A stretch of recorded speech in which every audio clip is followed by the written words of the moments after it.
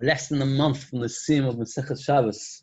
I have to start planning. Now you booked that, what that was called? Where we made the Sim Shas, what was it? Event City, and Lublin, obviously.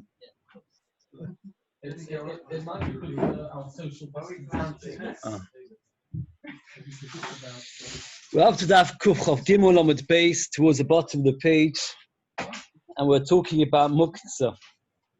And the Gemara said yesterday that they forbade all Muktzah, and they permitted it and permitted it and permitted it further, and how far they permitted it. And now the Gemara says like this: Amar b'chanina, b'mei Nehemiah ben Chachilai nishnes Mishnah Zu. So that's 6 lines from the bottom. In the days of Nehemiah, this halacha was said that everything is forbidden. Nehemiah said, in those days I was watching in the land of Yehuda, the Shabbos. People would go into the wine press on Shabbos. And they would bring in the piles of wheat. And these people were Machal Shabbos with Pahesya. So that's why he had to forbid so much. There are 4 chazal. What? No, so that's what Chazal, when they're trying to force everybody to behave themselves, went to the other extreme, forbidding everything. So we also like this. If Allah says, there are 4 brides with 3 mishnahs and 1 bride, so 4 halachas. And all these 4 halachas, he says, we said before that there were different stages. I mean, there were stages when everything was forbidden, then it became more and more and more permitted. He says there are 4 chazal, 3 mishnahs, 1 brisa, which they could only make sense if we understand them as them being discussed at the time when everything was forbidden, not when everything was permitted. And what he's going to do is going to list out these 4 different halachas and prove that each one was actually only said at the time when it was all forbidden. It says like this: If you've got a picture of how the shulchan was built, the shulchan was like a normal table. But next to the side of the table, there were 2 pillars. Went from the floor very high. Across the pillars, there were pipes.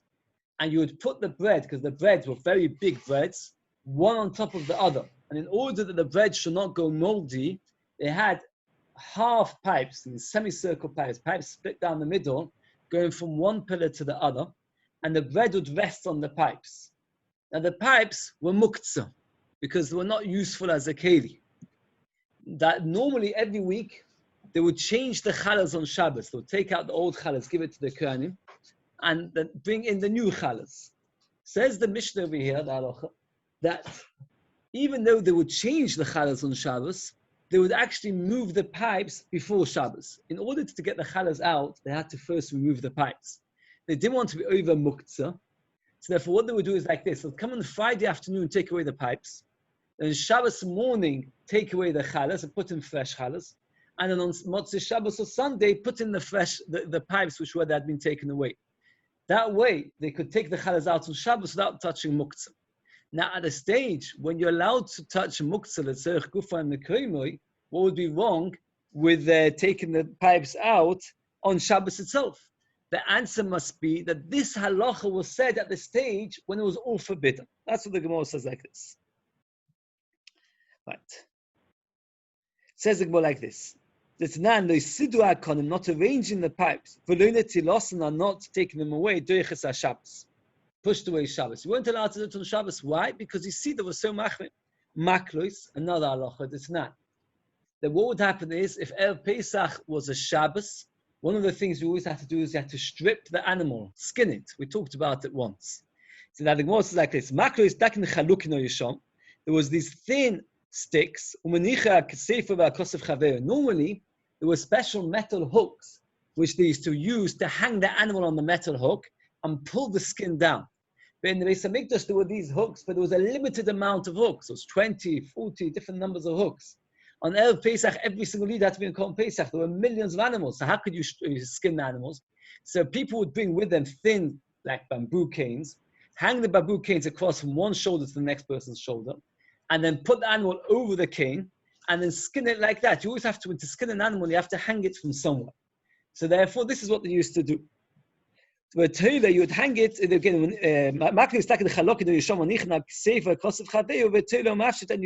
would hang it and skin it.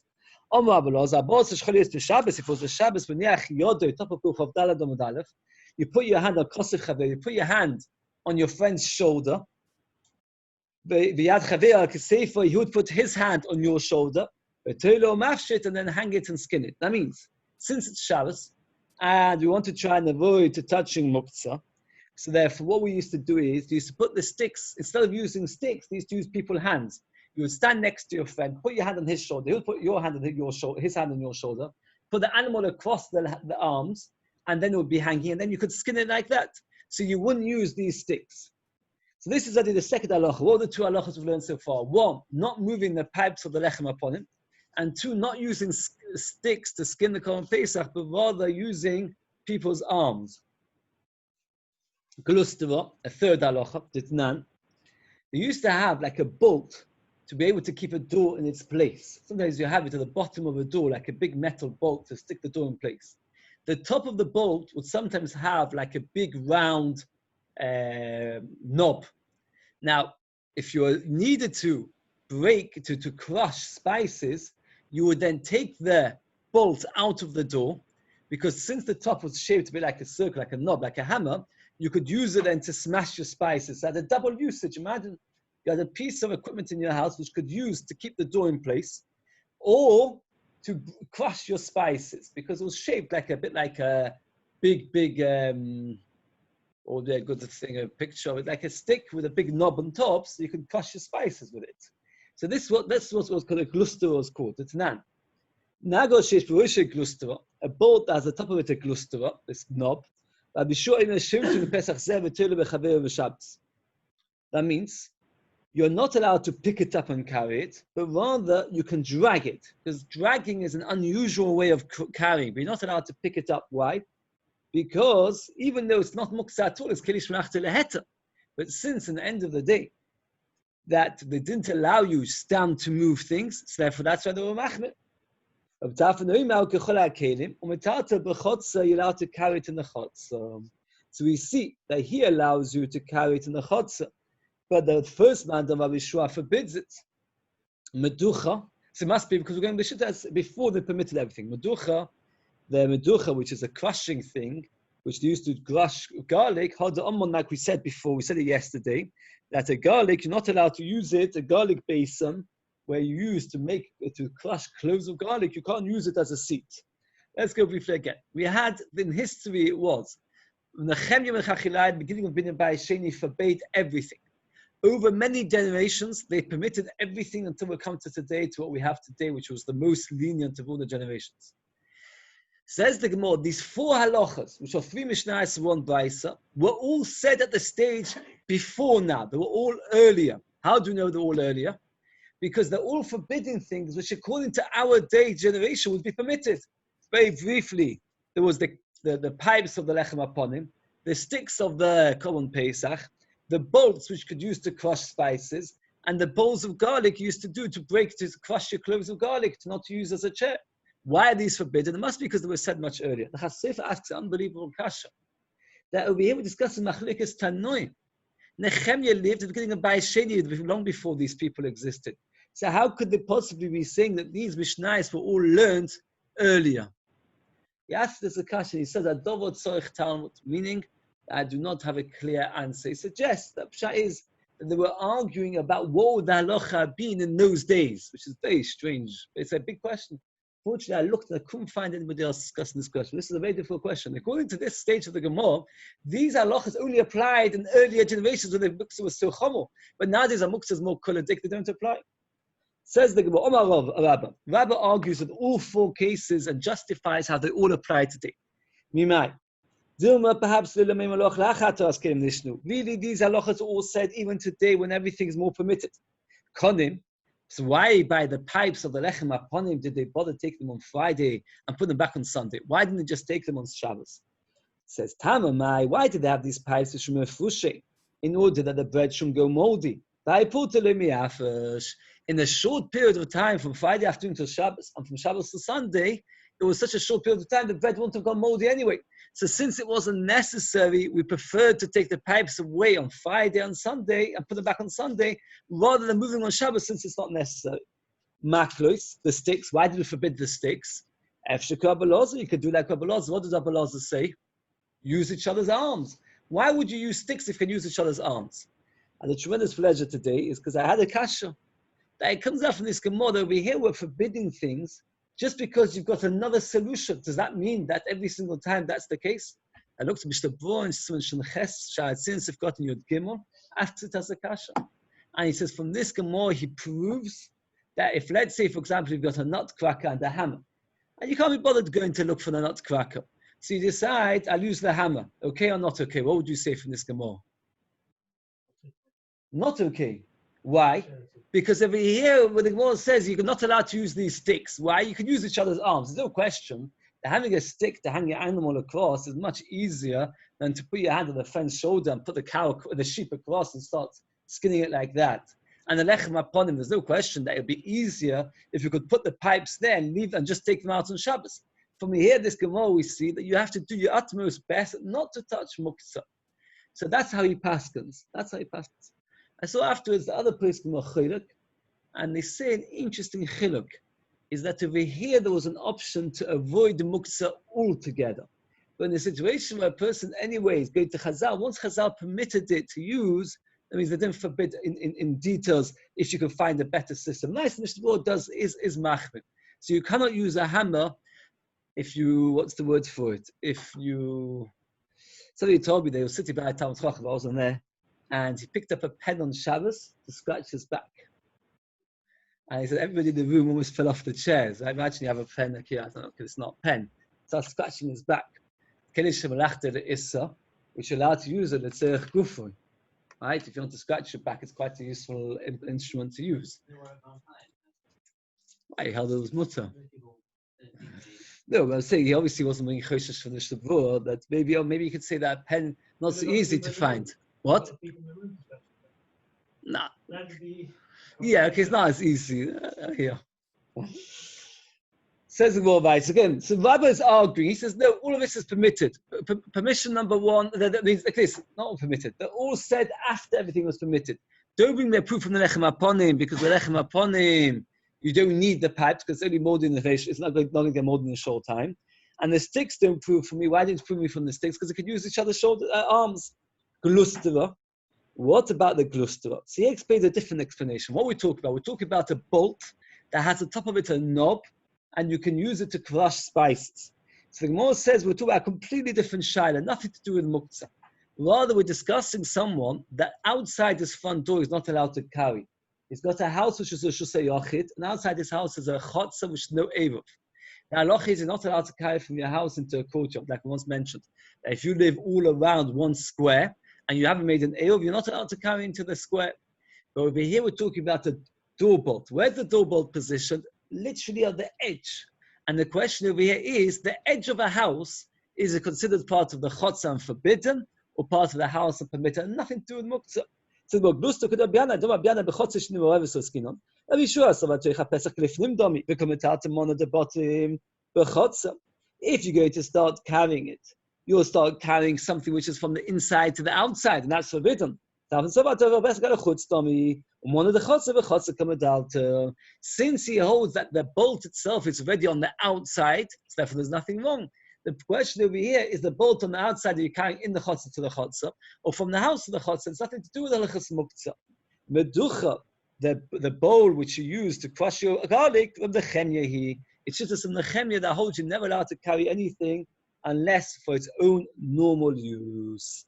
Even for example, like talis, Rashi says, you're not allowed to carry a talis unless you want to wear it. You can't carry anything except for the most common use that thing has been made for. says, rather, therefore, you've got no raya that any of these things were said before B'Shas Issa, maybe they were all said B'Shas Heta. Says the Mishnah, more halachas and muktzah. Kol hakelim nitonin letzorech v'shlo letzorech. You're allowed to carry things letzorech for necessity, v'shlo letzorech, and if you don't need them. The Gemara will elaborate in great detail a little bit. What's letzorech? What's shlo letzorech? Nechemia omer any nitonin letzorech. They can only be taken letzorech. So we've got machlokes, and we have to establish what's the parameters of the machlokes. Says the Gemara, ma letzorech, ma shlo letzorech. Omar Rabba. Letzorech means as follows: Davar shemalachte leheta.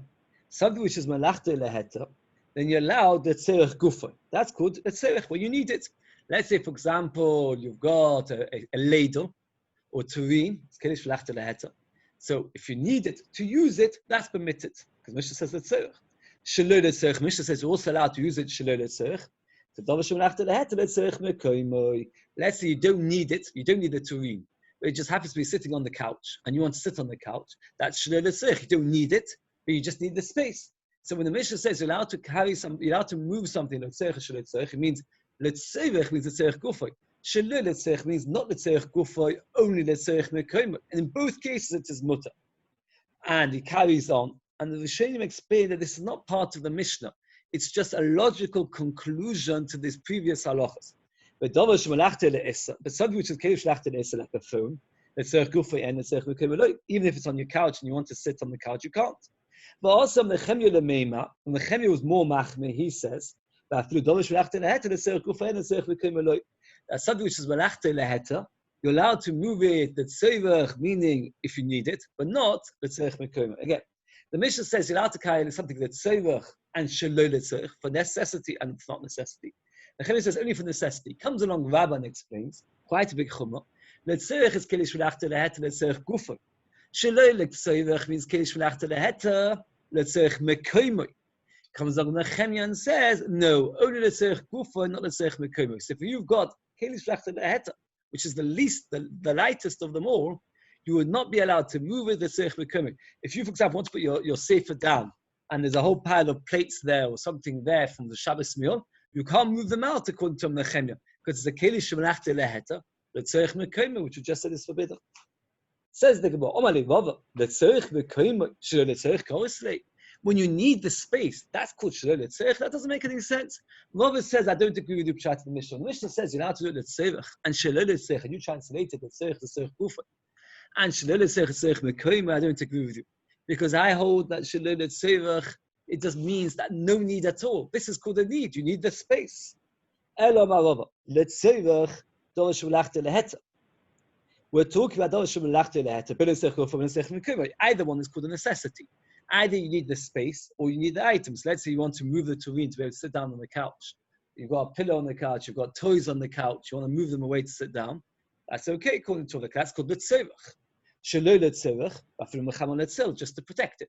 Let's say by mistake you left one of your children, took some toys outside, and they left them in the garden. And you know that it's going to get sunny and get broken or raining and it's going to get ruined. So then you're allowed to kelish v'lachte leheta. But again, this is not part of the Mishnah, but just this logical conclusion. You're allowed to for it or for its space. That means, and this is how we pass them, that if you've got an instrument which is a kelish and by mistake it was left outside, let's say you left your phone outside in the garden and you want to bring it in, it's awesome because you bring it in mecham letzei.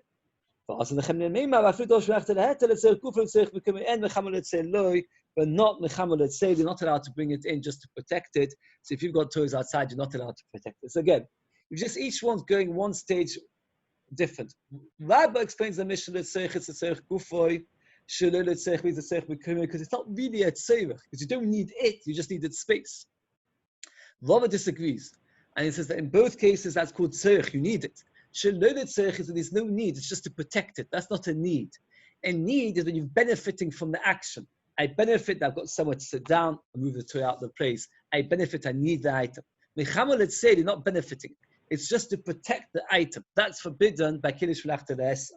And by kelish v'lachte leheta, the Tanakhama holds its mutter, and the Chemia holds its asa.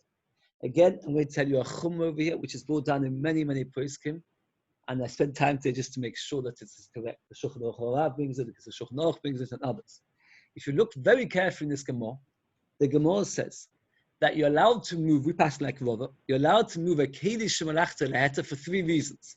Letzerich Gufo if you need it, Letzerich Mekoimo if you need to sit down, or Mechamal Etzel to protect it. What happens if you're moving it for none of these reasons? Have any of you ever heard of this discussion?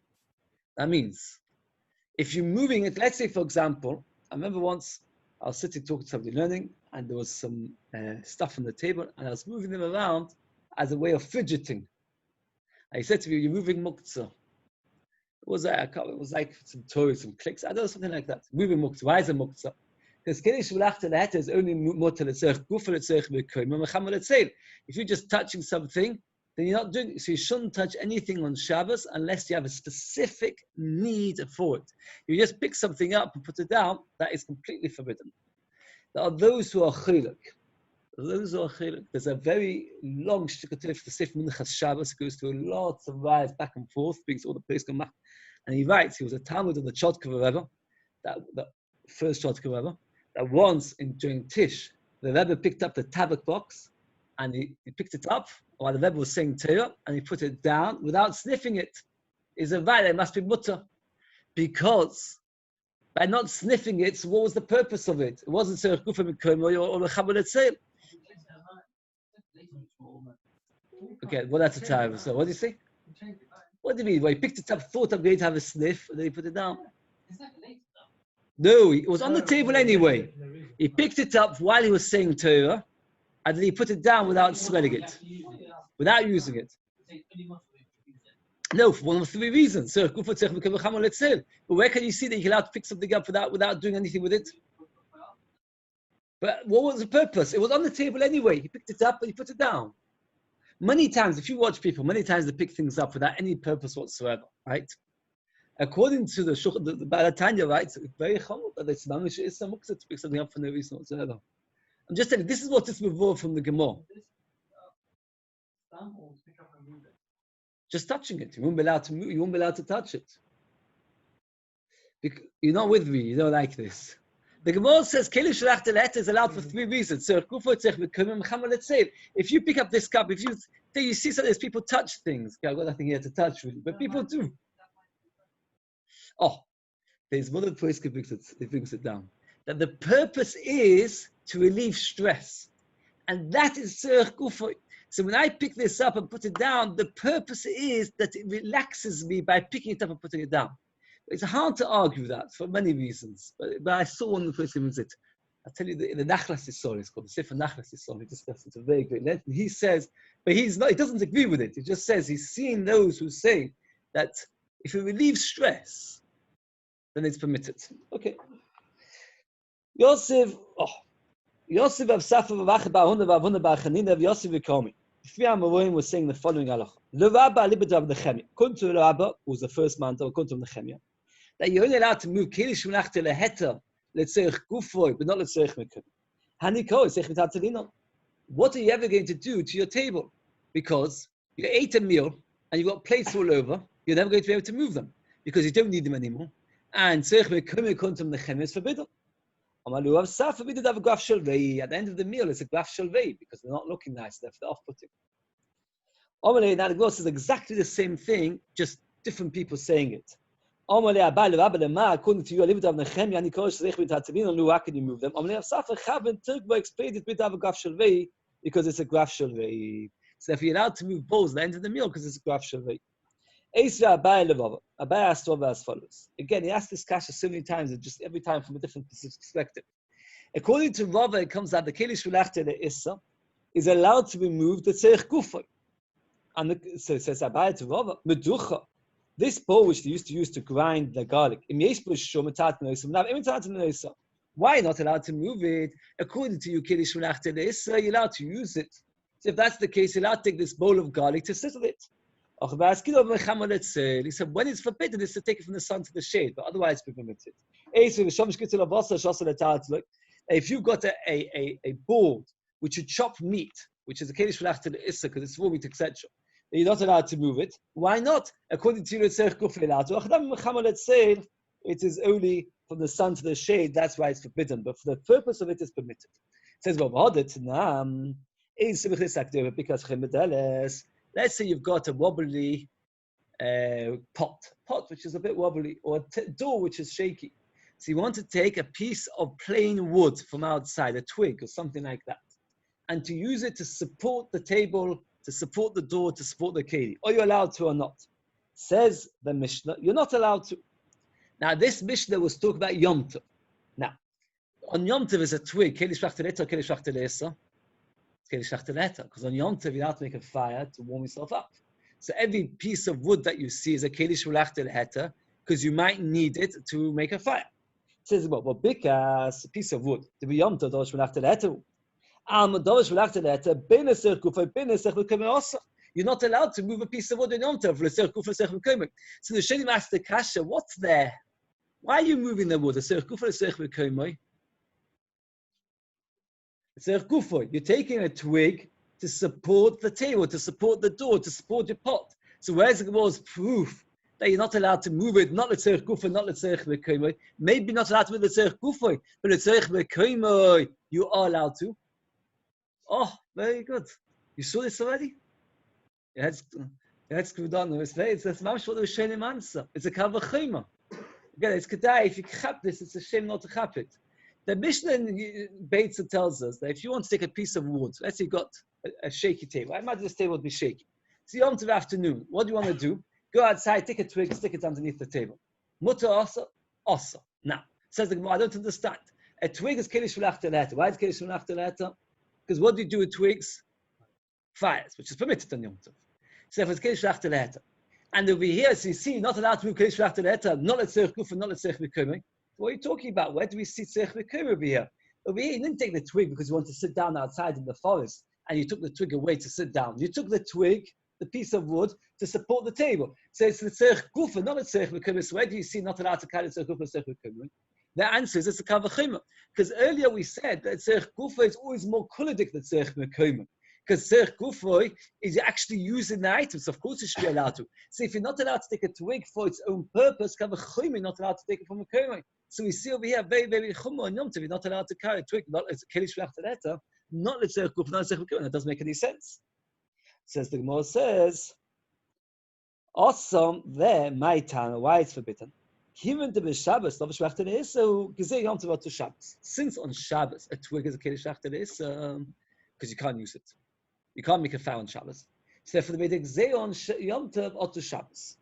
Says the Gemara, the Chitei Shabbos Kufay Tishturi. Even on Shabbos it should be mutter. Why? A keli shebelach we pass like Rava that you're allowed to use it at tzerich gufa tzerich v'koimoy. So if a twig is in a keli shebelach because making a fire out of it, let me take it on to support my table because it's keli shebelach tzerich gufa. If it's got no keli, not. And therefore, a twig is worse than a keli shebelach telesa. What's a keli in nowadays jargon, in nowadays language? What's a twig nowadays? What would we call a twig nowadays? Muktzah machmas gufoy, meaning it's muktzah because it is useless. It can't be used. So muktzah machmas gufoy is much more chomo, and you can't use it not l'tzerich gufa, not l'tzerich v'koimoy. A twig is completely muktzah. If you want to, let's say, for example, this is the halacha, that if on Yom Tov afternoon you find your dining room table is shaky, so you want to go outside and find a piece of twig which fell off the tree, a piece of wood, would you be allowed to put it in to support your table? No, because it's a muktzah machmas gufoy. Muktzah machmas gufoy means something which cannot be used at all. It's another category of muktzah altogether. Keli shebelach telesa is a keli, it's a vessel. But the problem is, it's used normally for issa, like a bowl which is used for crushing spices. But something which is not a keli b'chalal, we're even more machmir. What's the other example of something which is not a keli? What? Any broken item, pistachio shells, but there's also other cases. All money is considered muktzah machmas gufoy because it's not a keli, you can't use it. All keli, you can't use money on Shabbos to scratch your back. If you've got a £2 coin, you want to scratch your back with it, you can't. It's muktzah machmas gufoy. Another thing is considered muktzah machmas gufoy is all pets. Shall you hear? All pets are muktzah machmas gufoy. I know you've got a lot of them. So you're not allowed to touch a pet on Shabbos because some people argue that nowadays it's changed.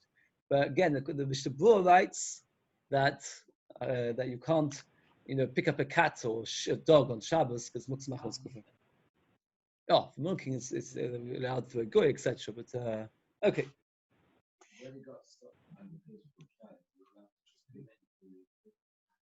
On Shabbos, you won't be allowed to. On Yom Tov, we'll see. The Gemara comes back to it. Let's get it clear. So let's go stage by stage. The Gemara said like this: you're not allowed to take a twig on Yom Tov. Ask the Gemara, I don't understand. It's a kiddush shlachta lehete. Of course you should be allowed to. Answers the Gemara, it's a gzeira to Shabbos. Further the Gemara, why on Shabbos can you not? Answers the Gemara, because on Shabbos it's muksa machmas gufa. Further the Gemara, because do we say that everything that's forbidden on Yom Tov, on Shabbos, is forbidden on Yom Tov? But on Yom Tov, you're allowed to work to get your food. How do you work to get your food? What you do is, if you've got like a sky window, and you've got on your roof, in those days used to store their food on the roof. So you're allowed to drop down the sky, what's the better word for it than the sky? Skylight. You're allowed to drop food down. On Shabbos, you're not allowed to. So we see certain things are permitted on Yom Tov, which are forbidden on Shabbos. Says the Gemara, do we not compare them again? The Gemara goes back and forth. Is Shabbos and Yom Tov any different, or is Yom Tov more quality? The only difference between Shabbos and Yom Tov is on the Yom Tov you're allowed to cook and do things for food, but everything else is exactly the same. So let's go again what we've learned so far. You're not allowed to take a twig on Yom Tov. Ask some more, why not? Answer more gzera to Shabbos. Says, but we don't make a gzera. We see mashilin. Says, well, yes, we do make a gzera because we see ein bein. So we have a steer lemaisa. We have a contradiction. Is Yom Tov as chomo as Shabbos or not? Omar Rabbi Yosef lo kasha. This says it's not a kasha. Ho Rabbi Eliezer or Rabbi Yeshua. This is a machlokes as to whether Yom Tov and Shabbos are equally chomo. Is machlokes of Eliezer and Yeshua, which we already had once before. The machlokes is referring to a person on Yom Tov had two animals falling into a pit, and the halacha is it was a mother and a child. Where normally you'd be allowed to take them out of the pit for the sake of shechting them on Yom Tov, because you're allowed to shecht on Yom Tov. But because over here it's oisaves, but no, you can't shecht them both on Yom Tov. So what are you going to do? So that's a shaila. What can you do about it? You want to take them both out to save their lives. On the other hand, you can't shecht them both. So it's a machlokes tanoim. What should you do? The Tanya. You can take one out to shecht it with shechted. You could drop food and drink down in order that it shouldn't die, but you're not allowed to take it out. A tircha on Yom Tov for an animal which you're never going to be allowed to eat is forbidden. So what you should do is just drop food down, but you can't ever take it out until after Yom Tov. You could do a trick. You take the first one out with the intention to shecht it. Then you say, I don't want to shecht it. Why not? It's too fat, it's too thin. And take out the second one. Says Rabbi Yosef that this machlokes tanoim Rabbi Eliezer and Yeshua regarding are you allowed to take animals out of a pit on Yom Tov is a machlokes regarding tircha on Yom Tov. That machlokes will answer to us the contradiction that we had. That in one Mishnah we said that Yom Tov is just as chomo as Shabbos, and in one Mishnah we said that Yom Tov is more kuladik. The machlokes of Eliezer and Yeshua how to behave with the oisaves benoi is the same machlokes with the contradiction we had. Is the Yom Tov got all the stringencies, all the chumas of Shabbos regarding tircha? Says the Gemara, how can you say such thing? And what's the comparison? Dilma. That Eliezer there forbade it to take out the animal where it's possible to keep the animal alive. But when you need it, for example, over here, where you need the twig to support the table. So there's nothing else you can do. You've not got a second option there. You could drop food down the pit to support the animal. But here, you need a twig to take it out of the forest in order to be able to support your table. What other option do you have? How can you compare the question of you're allowed to on Yom Tov support your table to machlokes of Eliezer and Yeshua? There you've got other options. Hey, you don't have any other options. Inami Adkan Yeshua only permitted it there, because it says you're allowed to do a kind of chochma, a trick. That means what you do is you take one out, and then you say, I want to shecht it, so if I'm working hard to shecht it. And then once it comes out, you come up with an excuse as to why you don't want to shecht it. So in the end of the day, it's all part of the tircha of Yom Tov. But in a case, for example, where you're dropping food down the skylight, where there's no trick, and you're just doing it stand because you want to get food, that means, again, we had a stira. In one place we see we're very machmir on Yom Tov, one place we're very meikol on Yom Tov. The Gemara says, I tell you what the machlokes is. It's machlokes of Eliezer and Yeshua. Says more, there's no comparison. By Yosef no, there's a logic here, there's a logic there. There's a logic either because the animal can survive by just feeding it down below, or there's a logic to be maker because you can do this particular trick. But the machlokes regarding tircha on Yom Tov has nothing to do with it. Elomar Papa says a different answer. Beishamai Oimim top of Kuchutala Domot base. Ein Moitzines Akotim Salula Sefer Torah Shusarabim. That means we know that you're allowed to carry on Yom Tov. Why are you allowed to carry on Yom Tov? Because you're allowed to do Oichel Nefesh for food. So therefore, Beishamai say only food. You're not allowed to carry a Sefer Torah. You're not allowed to carry a baby. You're not allowed to carry a lulav to shake out a minim, because you're only allowed to for food and nothing else. And still permitted. So therefore, the Machlokes B'Shamai V'Sirel is, what's the het of Oichel Nefesh? The Shammai look at it very, very narrow. Anything which is cooking is permitted. Anything else is forbidden. If the Shammai had their way, we wouldn't be able to push a buggy on Yom Tov. Because where's the Oichel Nefesh of pushing a buggy on Yom Tov? You're not getting yourself a meal by pushing. You go and visit your parents, so you push a child along the way. Where's you take your machzah to shul? Where's the Oichel Nefesh in taking your machzah to shul? The Shammai forbid it all. But Hillel say no.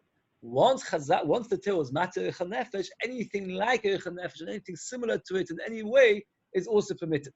So now we can understand the stira. We had one Mishnah which seems to say that Yom Tov and Shabbos is the same. That's Bishamai. Indeed, according to Bishamai, there's hardly any difference between Shabbos and Yom Tov. The only difference is cooking, and that's it, and carrying for the purpose of cooking. The other places where we see that Shabbos and Yom Tov are very different. On Yom Tov, you're allowed to drop food down the skylight, and on Shabbos not. That's Bishilel, that they are more meikol. Says the Gemara, Bishamai only say it's forbidden because of carrying. Tiltu mishamas lubam, carrying muktzah. Who said that they're more machmir? Maybe the only machmir about the rice is not muktzah. And it's more the whole issue of muktzah is only because of carrying. Says the whole issue of muktzah is only because of carrying. It is illogical to say that Bishamai who are machmir regarding carrying are also machmir because of muktzah. So it comes out like this: to take a twig from outside to support a table on Yom Tov is only forbidden according to Bishamai. Because according to Beis Hillel, they don't take such a narrow view of the heta of Yom Tov, and they allow it. Because according to only Beis Shammai, that say you have to only be matter what's exactly Oichel Nefesh. Everything else is forbidden. According to Beis Hillel, it's permitted. Says more a few more halachas of muktzah. Vaf vav sol lo hoduvov. Domarav ma. Ma is a kind of spade or a hoe. Shelo yiganiv. That means if you got a spade outside, you don't want it to get stolen, or you have to take it in. You're not allowed to. As we said, to protect it is forbidden. It's only forbidden because it shouldn't get stolen. So you see clearly that it is mutter like a rover, and that's how we pass them. That you're allowed to. So if, as I said before, if you've got a phone, or let's say a child puts a muktzah toy on your couch and you want to sit down, you can just pick it up and take it off. And the Mishnah says, once you pick it off the couch, then you're allowed to carry it to wherever you want. You don't have to take it off the couch and drop it immediately. So let's say you want to sit down on this table, and somebody's put down their mobile phone. So then you can pick it up and then put it in a safe drawer, wherever it is. Until you put it down. Once you put it down, you can't pick it up again. But because it's mutter, that's how we pass on. After this says mutter tzerich guf tzerich v'kibur. Says what Eini is that so? Well, Rav Kahana ikle lebei Rav. Rav Kahana came to learn the base of Rav. But Omar Rav said, "Aisudei shusle Kahana, leisavale. Bring him a trap." Somehow that a chair, which was really a kind of net to trap animals, and they were short of chairs. So he said, "Bring a net, a trap, for Rav Kahana to be able to sit on it." Now, when the Rambam used to speak, every word was very, very carefully balanced. So he said, take a muktzah item, a trap's a muktzah item, for Rav Kahana to sit. So what is that? That's kirish shemlachte le'issa, le'tzorech gufoy, not le'tzorech v'kaveh, le'tzorech gufoy, for using it. It's meduyek from Rav that he only permitted taking the muktzah item, the trap, for Rav Kahana to sit. But had it been le'tzorech mekoimoy, it would be awesome. Because if it says mutter le'tzorech mekoimoy, Rav does not need to say, move the muktzah item for Rav Kahana to sit on. He could have said, move that muktzah item to move it out of the way. The fact that Kahana spoke, the fact that Rav spoke in such a language is meduyek that he was saying you're allowed to move a muktzah item for tzorech gufa, nothing else. It says, Molav, the member cannot be medayek. The dovish melachta this, the tzorech gufa and the tzorech mekoimoy. That he only permits you to move a trap to sit on it because that's tzorech gufa, but not for the place. No.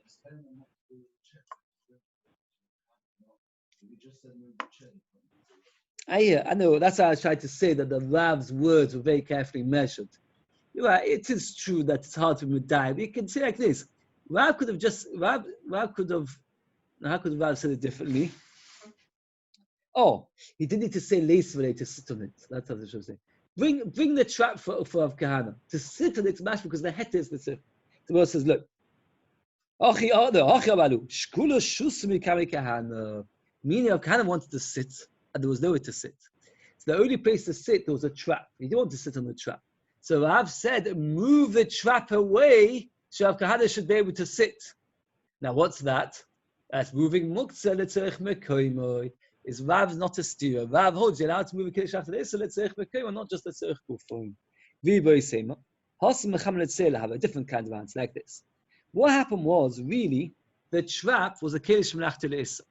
And where it was going to get ruined. It was in a sunny spot, and it was going to get ruined.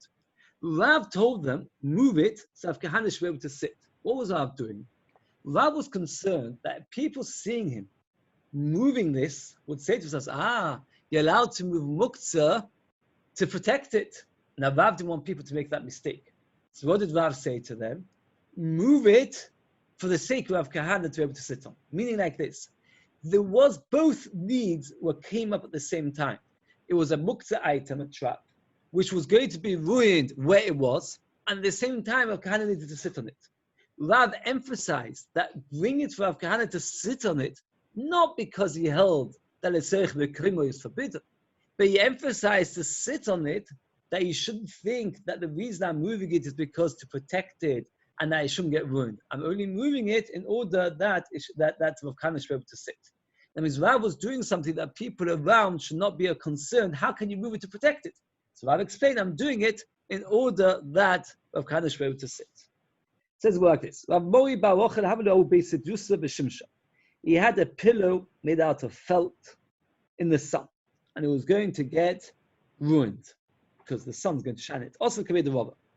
So he came to Rava. I'm allowed to carry it. So the Maisa, it's a dover shemalachta leheta. A pillow is a dover shemalachta leheta, right? And it's mechama letzel. What would you pass him? Very good. You mechama to Rava. Amalei shali. So he said to him, Isli achrina. I've got another one, meaning don't think I need it, letzerich gufoy, but I actually have another pillow. So he said to him, Chazi loichin, you still got guests. So he said, Isli nami loichin, I've also got guests. Omaleis, he said to him like this, I hold really that it's mutter because bechama letzel b'kedesh lachta leheta is mutter. You, by causing all these questions and keep questioning me, you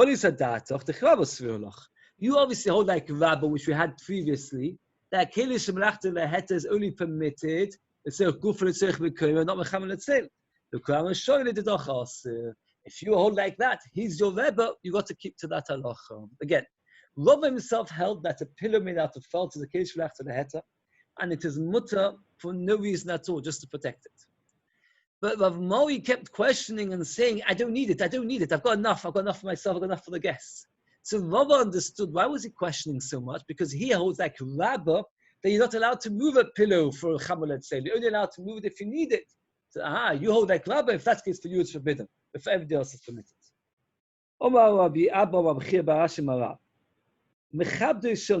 There were two kinds of brooms. Those that were made out of silk. So these were made not to sweep the floor, they were made out of cloth. What were they made for, these kinds of brooms, which were made out of cloth? To sweep the table. Now, sweeping the table is always mutter on Shabbos. Sweeping the floor is forbidden. Nowadays, you're allowed to sweep the floor on Shabbos, but in the olden days, you were not allowed to. The reason you weren't allowed to in the olden days is because most of the floors were earth floors, and earth floors, sweeping it is going to be mashva gumoy, so make it flat, and you'll be over this of chayvish. And even if a person, for example, had a house which was made out of wooden floor, was still forbidden. Why? Because most houses had earth, and therefore we were gozer wooden floor or to an earth floor. But if nowadays that most people do not have an earth floor, so therefore it's permitted because we're not gozer anymore. So he said like this: a broom made out of cloth, mutter l'tartel on the Shabbos. You're allowed to carry out on Shabbos. Kelish melachta leheta, you're allowed to sweep a table. I will show tomorrow. But a broom made out of date palms, date fronds, like date branches. Look, the olden days, the brooms were made out of these like long leaves of lulav. The lulav was used as a broom. So you're not allowed to. Tomorrow, you're even allowed to carry a date broom. What are we talking about? So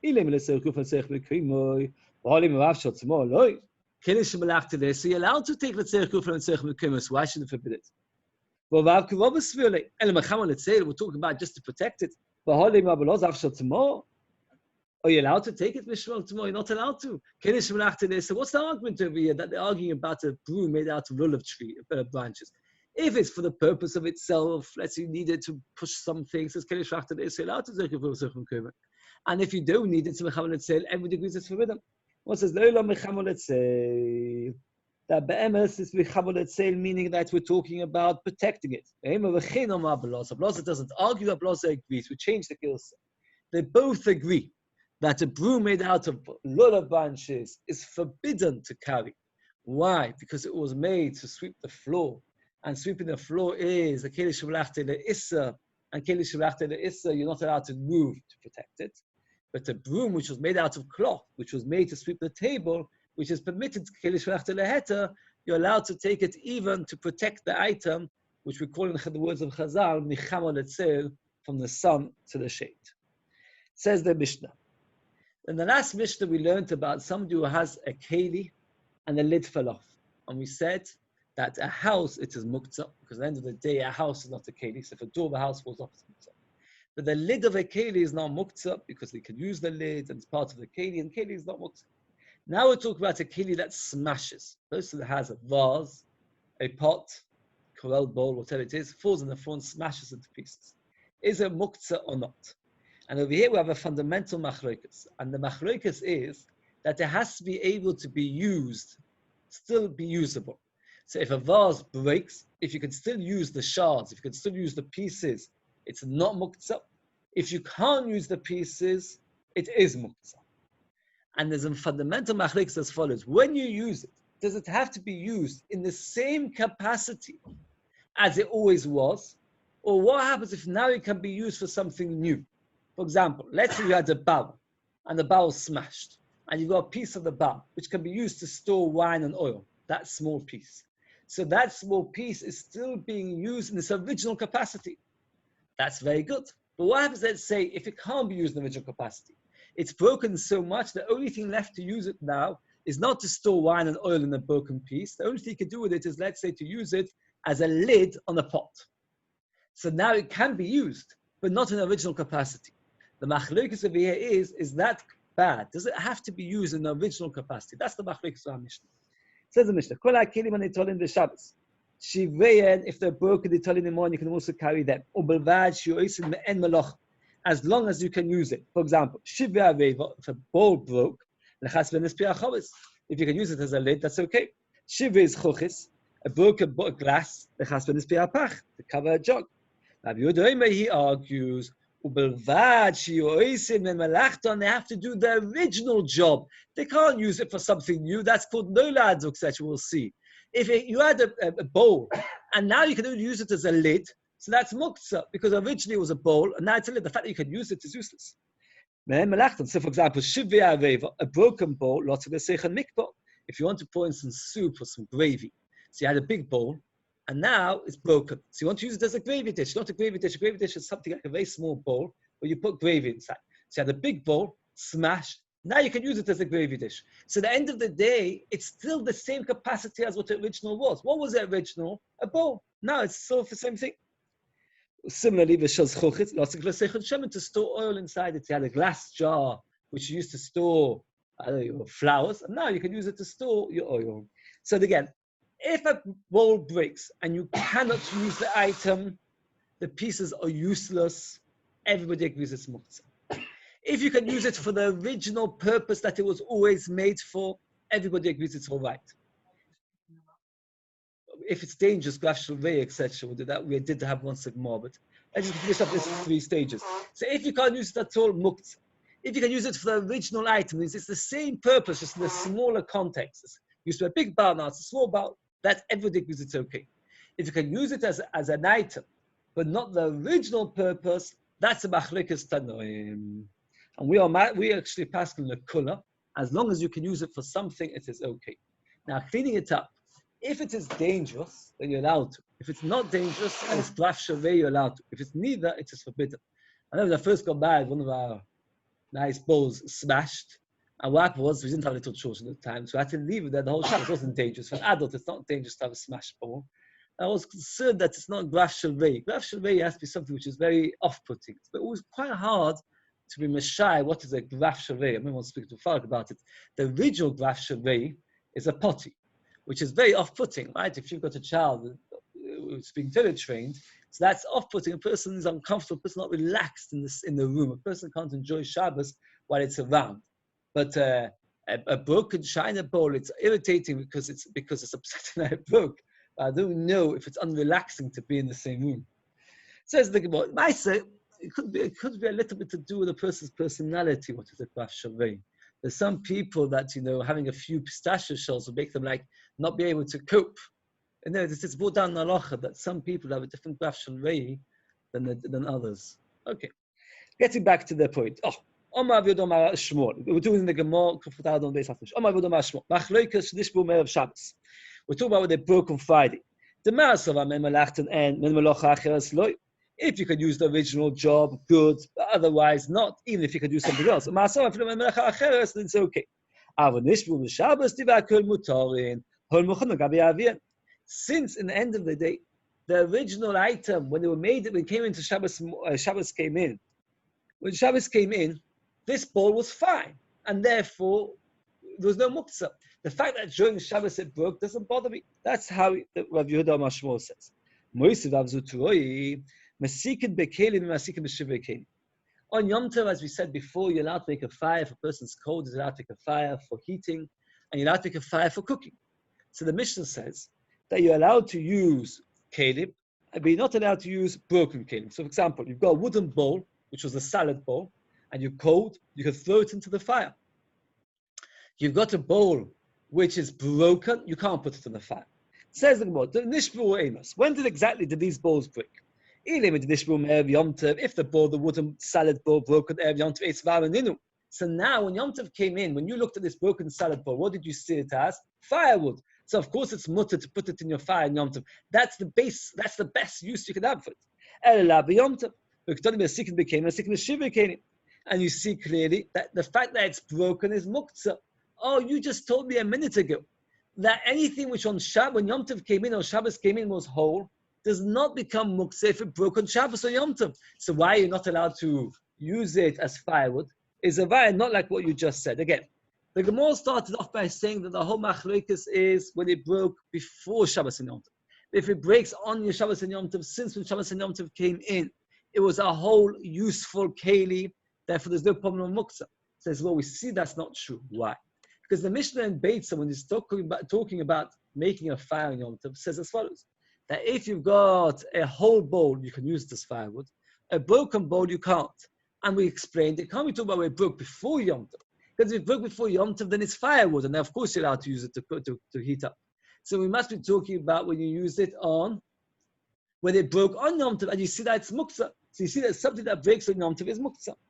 But this is how you have to read it. They broke on Shabbos. The Maas of Amuchan, who that on Shabbos was prepared because in the end of the day it's useful, you can use it. Maas of Anuila too, it's become a new thing. So let's get it clear now. This is how we pass. If a bowl on Friday broke, you had this nice big bowl, and it broke on Friday, and now you can't use it to store your cholent, but you can use it as a gravy bowl or something else like that. Everybody agrees it's okay. Why? Because on Friday, it changed from being that to that. You had a big bowl, now you've got a small cup. Everybody agrees that's okay. Because it's a new keli. It's like you downsize your keli. But if it breaks on Yom Tov, that's the shaila. Tanakama holds, the end of the day, it was a keli when Shabbos comes in, and it's still a keli now. When Shabbos came in, it was a bowl. Now it's broken into so many small pieces, I can't use it as a bowl, I can only use it as a lid, it's okay. Rav Yehuda says, no.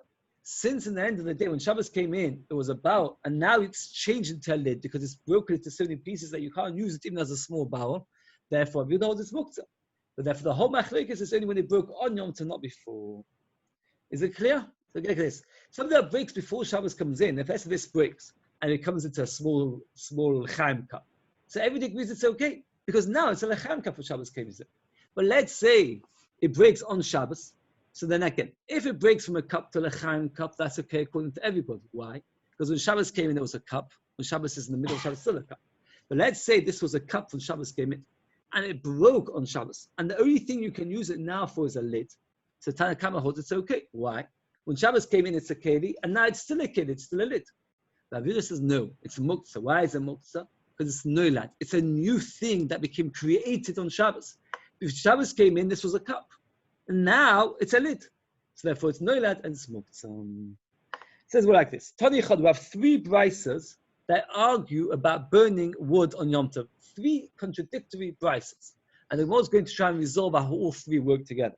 Tani Chad, the one brise says, Vasikin Mekilim, Vasikin Shivikim. That if you want to make a fire in Yom Tov, you can use whole bowls, but not broken bowls. You can use anything. You can use broken bowls and fixed bowls. You can't use anything. How did that work? So, when Nechemia we mentioned many times before, we'll start backwards. Nechemia, what's in Nechemia's shitta? Does anybody remember? What's in Nechemia's shitta? And Nechemia said you're only allowed to carry something for its intended purpose. You're not even allowed to carry a talis unless you carry it for wearing.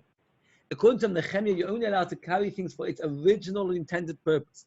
So according to Nechemia, you're never allowed to put anything into a fire, not your salad bowls and not your broken salad bowls.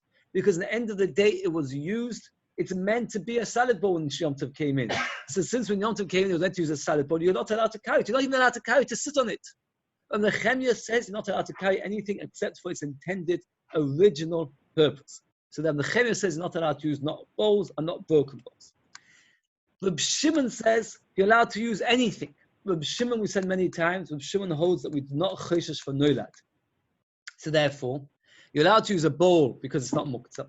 And even a broken bowl you're allowed to use because what do you care? If it's a broken bowl, it's not muktzah, it's just noilad, just change it to a different bowl. And so according to Nechemia, you're not allowed to use for firewood, not bowls and not broken bowls because you have to use it for intended purpose. According to Reb Shimon, you can use anything because he doesn't hold the muktzah or noilad. Rav Yehuda is in between. He's not as machmir as Nechemia that you have to use everything for its intended purpose, but he does hold of noilad. So therefore, if it's a whole bowl, imagine this was a wooden salad bowl.